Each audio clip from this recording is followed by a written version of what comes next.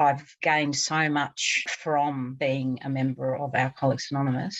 My life is completely different to how it was, 10 years ago. Hello and welcome to Wellbeing. I'm Jack Hodgins. In this episode, I'm talking with two members from Alcoholics Anonymous Newcastle, where they will share their experiences with AA and also their experiences with alcohol use disorder. Alcoholics Anonymous is a fellowship of people with shared experiences in alcohol use disorders, all with the prime focus of helping other alcoholics, each other, achieve sobriety. They do this through weekly meetings, of which over 2,000 occur across Australia every week. Hello, T and Brendon, and welcome to the program. Hey Jack, how are you? Hi, Jack. What is Alcoholics Anonymous, and how did you both come to be members? So I guess AA's it's a fellowship of people, men and women, who identify themselves as having a problem with alcohol, and we form meetings daily throughout Newcastle and throughout Australia and the world as I guess support primarily for those who are new who would like to stop drinking. And how I came across Alcoholics Anonymous was through a rehab many years ago when I was in my early 20s, and as a part of the rehab, it was a requirement that we go along to meetings. Thank you for that, Brendon. T, would you like to add anything to that? I'm very, very grateful that the AA program exists. It was founded in 1939 by two of our founding members. And if it wasn't here, I don't think that I would be alive. I think that it's the only thing with the work that I have put in and with what we call a God of our own understanding. It is a spiritual program, not a religious program. I believe that, it has saved my life, but I have to do certain things. And that is, as Brendon mentioned, attend meetings to primarily carry the message, because there were people there for me who carried the message to me. And if they wouldn't have been there, I don't know where I would have gone. And it's the only thing that has worked. That's just for me personally. I'm not saying that it's a cure-all for everyone, but for me personally as an alcoholic, it's the only thing. I tried everything. Absolutely everything to be able to still drink alcohol, because I was using alcohol as an escape from me, basically, from my life, from me. Even though I had quite a good life, I was just not comfortable with myself, and I was using alcohol to escape. And I also discovered AA initially through a rehab. I was only there for a week for a detox, and I wasn't ready. And when I say that, I personally wasn't. We can't force anyone into AA, and we can't force the program down their throat. So they have to reach a point where they're ready. And I hadn't reached that point, and it took me a while longer. Luckily, the seed was planted. So that's what we try to do. If someone turns up to a meeting and they're new, the seed is planted. They might go out and drink again. Hopefully nothing happens to them, and they're able to come back when they've absolutely had enough. And I hear as a part of AA that there's 12 steps to the program. What are those 12 steps and what do they involve? It starts off, I guess, step one is mainly identifying that you have a problem. So, we look at powerlessness and unmanageability. And then, obviously if we're powerless, then we need to find some sort of power. And most of us prior to coming to AA, I've tried numerous things. I know for me it was, psychology, psychiatry, different forms of, like yoga or spiritual paths. And it's not to say that those things aren't great and those things don't help. But I think, fundamentally there wasn't really the power necessary that I needed to stop drinking.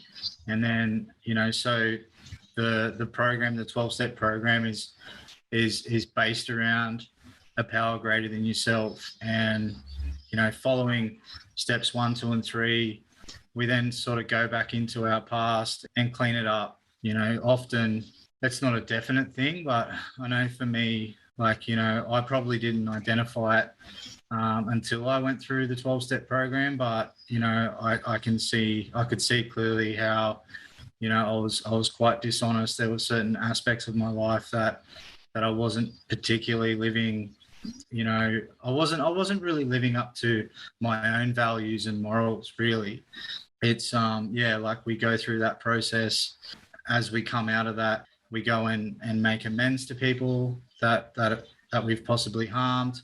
And then from then on out, we try and live our lives according to those principles, And in AA, there's three principles that are spoken about, for example, are, honesty, open-mindedness, and willingness. And yeah, to me, I think that kind of sums it up. So I think the initial process is probably steps 1 through to 9, which involves, that powerlessness, unmanageability, identifying that there's a possibility that there could be some power out there. I don't even really have to have a concept of that power. And then go through the process of cleaning up my life so that I can live with myself. It's not to say that we're bad people or everyone that comes in is an immoral person, or that, the problem that drives alcoholism is immorality. It's not anything to do with that. It's just mainly, cleaning up your life so that you're able to live with yourself. And then steps 10 through 12 is just following the principles of steps 1 through 9 on a daily basis. So continuing to live a lifestyle that maintains my inner world so that I can live at peace and feel content in the world. Yeah, that's probably one way I'd summarize it. Yeah. T, would you like to add anything to that? I think the one thing I actually like about alcohol is that it doesn't discriminate. That's the only one thing. I don't like alcohol for any other reasons. But so, I think the concept, I can't speak for anyone else. The concept I had of an alcoholic was on a park bench with a bottle, a man usually on a park bench with a bottle with a raincoat on, in the rain. And I ended up in that place, and I started as a housewife drunk. So I was in quite a good situation in my life, but I was not. We talk about like having a void, and we're trying to fill that void with externals. So, it could be alcohol, could be drugs, could be sex, could be whatever, food, anything that we're trying to fill when we're not content with our life or when we're trying to escape from ourselves, from our reality. And as Brendon said, a lot of, we're not bad people. I'm a really, really good person, and I always was. When I have an allergy to alcohol, and it only affects a minority, luckily, but when I take alcohol into my body, I have a reaction that other people may not have. And I'm not accountable for my actions. I could end up in jail, or I could end up, I could drive in a blackout. When I came in, and I know some newcomers come in and they see God on the banners, and God is a big part of our program, and that's the steps you're talking about. There is a fair bit of that willingness to believe, and it's just about having an open mind. So my concept, I did have a faith when I came in, but my concept of that higher power shifted into an all-loving creator. I couldn't get me sober, and no human power could. Like, my parents tried, doctors tried, everyone tried. It is actually a kind of a miracle, even though, I'm not religious at all. It is a kind of a miracle because I could not get sober. And putting the action into the 12 steps, which, as Brendon said, involves house cleaning, which is like going through a thorough inventory of, and it's not to beat ourselves up, it's just to look at the facts and say, this is what we did. We don't want this anymore in our lives. So we may have to make amends to certain people. Like, I had to make amends to my parents and to my friends and to family members. And then the ongoing thing is to maintain those principles in our lives, because otherwise, if I pick up a drink again, it's all on. There's no hope for me. I will lose everything, and I lost everything, and I lost my soul, and I lost myself, and I harmed a lot of people. But I at nearly 10 years sober, I have a really peaceful life. I have all my family members reconnected. I don't live in that past anymore because I've cleared it up. So the steps go through that process of clearing the wreckage of our past, relying on a higher power of our own concept, and being, as Brendon said, being open-minded and willing to do certain things and to work with others ongoing. And that's really important. Service in our fellowship is one of the most vital things to maintaining our sobriety. You're listening to Wellbeing, where we are discussing the organisation Alcoholics Anonymous. My guests today are 2 Newcastle AA members, sharing their AA and alcohol use disorder experiences. How did the stigma that society holds of those with alcohol use disorders make you feel? I guess it's, there is a fair amount of shame attached to it. And, quite often people, they don't understand. And it looks like, that it looked to my family and my friends that I was choosing to destroy myself, and they couldn't understand it. They just can't understand if something's causing you so much trouble, why can't you stop? And to be honest, I was as baffled as they were too. I didn't know. I didn't have any answers. I used to think to myself, and quite often I would speak quite negatively to myself as well, because I didn't understand that what was going on with me was something that I didn't really have a choice in. It's like, maybe if I never tried alcohol, there's a possibility that I may not have ended up that way. But all I know is that, like, my peers, when I was 14, 15 and starting drinking, they seem to react differently to it. And T mentioned about the allergy, and I think it's like, it's important to mention that, and it sort of, I suppose, re-emphasizes the reason why a lot of people don't understand. And it's like, you can compare it to someone who has an allergy to strawberries. Say if they eat a strawberry, they have a really severe reaction. Quite often it's anaphylactic. They'll almost die, and if they don't get medical attention, they certainly will die. Yet someone with an allergy to strawberries, if they know that there's strawberries, say, in the kitchen, like, they won't go near those strawberries. But yet with alcohol, it's slightly different, and it's like, I have this abnormal reaction when I take a drink, and it manifests as a craving. So-called normal drinkers say they'll have a couple of beers and they'll get that effect, and then maybe even have a couple more, and then they start to feel quite content. Yet with the alcoholic, the more that we drink, the more the craving develops, and then we can't stop. And in fact, I used to be thirstier at 3 a.m. than I was at 6 the night before, and I couldn't understand it. I couldn't understand it. Why was this happening to me? And yeah, so from the outside looking in, it appears that the person's just crazy. That, like, what is wrong with them? Like, they've got to go to work at 6 o'clock in the morning, and yet here they are at 4 a.m. in the morning, still trying to drink the cooking sherry in the kitchen. Like, what is wrong with them? And it's simply because of that. And yeah, a lot of, I suppose, it's not something that's really spoken about in society.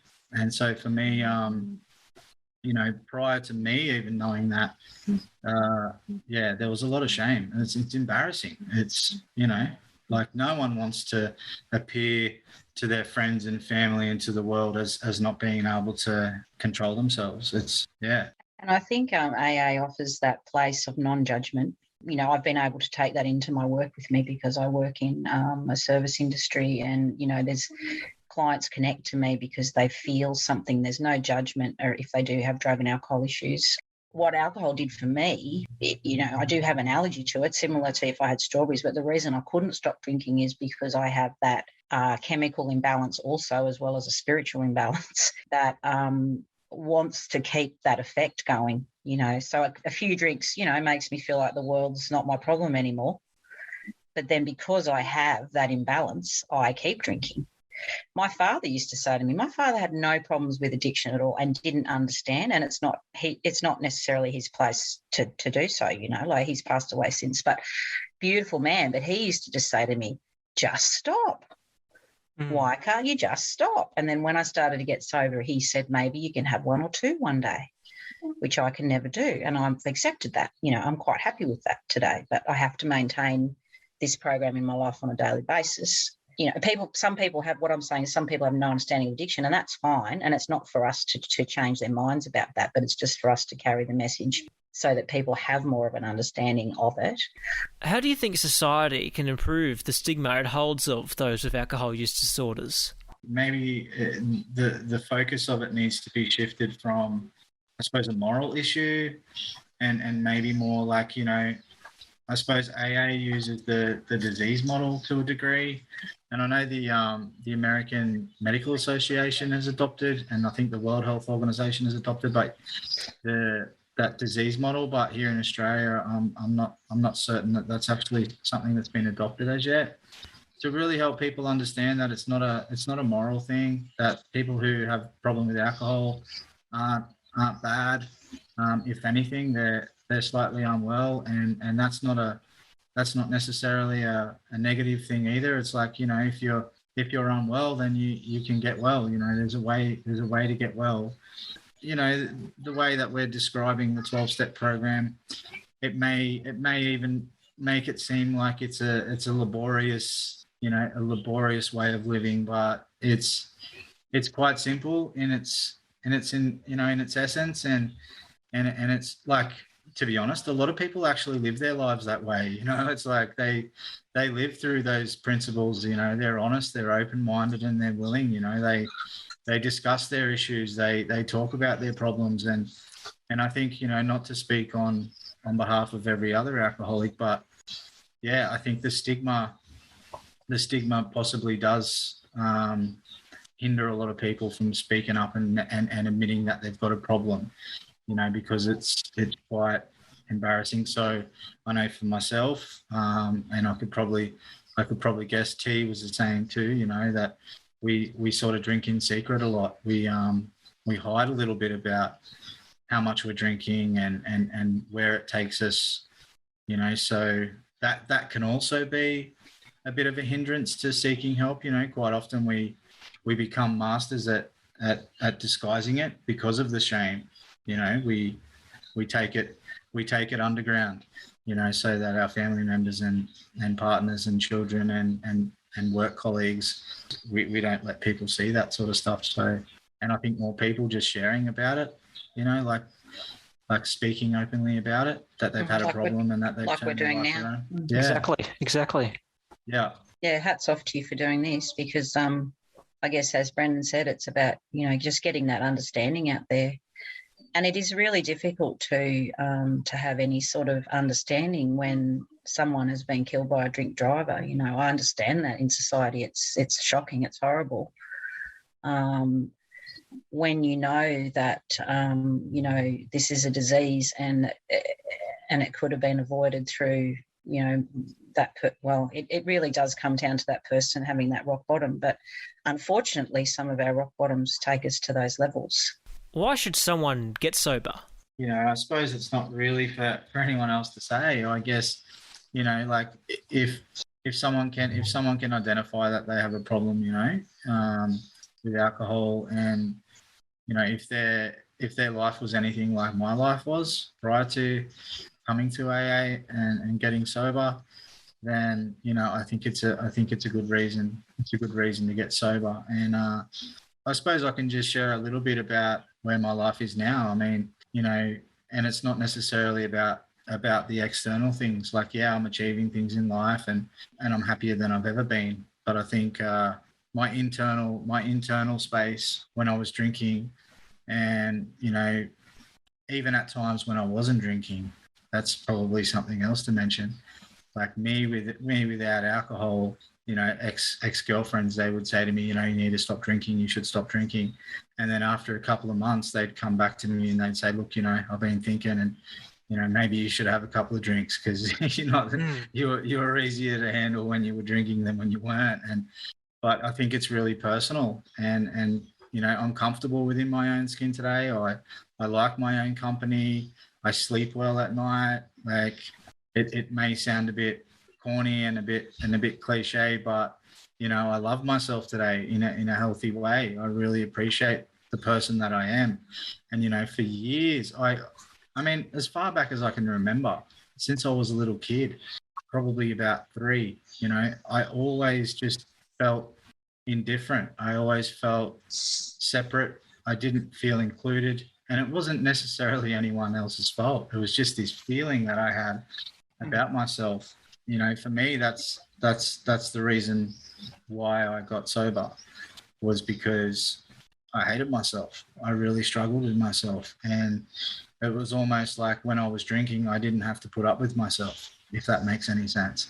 And that's usually what, you know, the common thing that I've heard in AA is that most people, they might try to stop drinking, through requests of family or their boss or friends or just, anyone who's concerned for them. They may attempt it, and some people stay sober off that, an ultimatum from their wife or what have you. But the majority of people, they really desire to stop drinking when they're fed up with themselves. I lived a pretty regular sort of life up until, and I don't like to say the switch was switched, because I believe I was always an alcoholic, because I believe I suffered from this spiritual malady that we talked about. But I had self-help books next to my bed, like Happy for No Good Reason, and I was always seeking something to make me feel okay. It doesn't have to be that you grew up in a home with no love or no affection, or, you had abuse in the household. It can be, I came from a really good family and a really loving family, but I'm very different to my siblings because I think differently and I react to situations differently. I take on everything to the extreme. Everything's catastrophic. Not today anymore, but it was. And I just don't react well to the world. I find the world difficult. And that's, today we have a saying, wearing the world like a loose garment. And I actually feel that today. I feel like the world is an easier place to be in, because the program has helped me initially, obviously, staying away from that first drink, which was my solution. But now this is my solution with the 12 steps of Alcoholics Anonymous, the fellowship, prayer and meditation, the elements of the program. Service is a big part, and that can be in various ways, helping at meetings, opening meetings, assisting the newcomer, guiding them through the literature, the 12 steps. But I just feel at peace. I feel like I have my place in the world, and it doesn't sound humble to say it's a humble place in the world, but I'm comfortable just being me, as Brendon said, and I'm just comfortable doing my little bit in the world and letting things happen around me and not responding rather than reacting. And if I know as an alcoholic, for me personally, other people may be able to do this without having the fellowship in their lives or the program in their lives. But personally, for me, I have to maintain this on a daily basis, and it's not an effort anymore. I've gained so much from being a member of Alcoholics Anonymous that I'm willing to give back, because my life is completely different to how it was, 10 years ago. And my drinking took me to the street.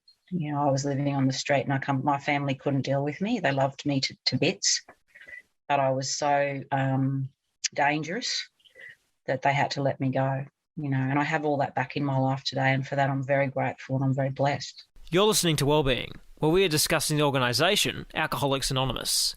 My guests today are two Newcastle AA members, sharing their AA and alcohol use disorder experiences. For those listening to the program today that may have a alcohol use disorder and are wanting to get help but are not quite sure or a bit worried about going and undertaking that process, what would your advice be to them? Maybe just to go along to a meeting if they feel comfortable doing that. A lot of people are quite courageous going to their first meeting. Hopefully they don't have to come through, the detox rehab process, and they've gotten in before they've had to go through that process. Local phone number in Newcastle, 1300 531 725, or the national number, which is 1300 AA.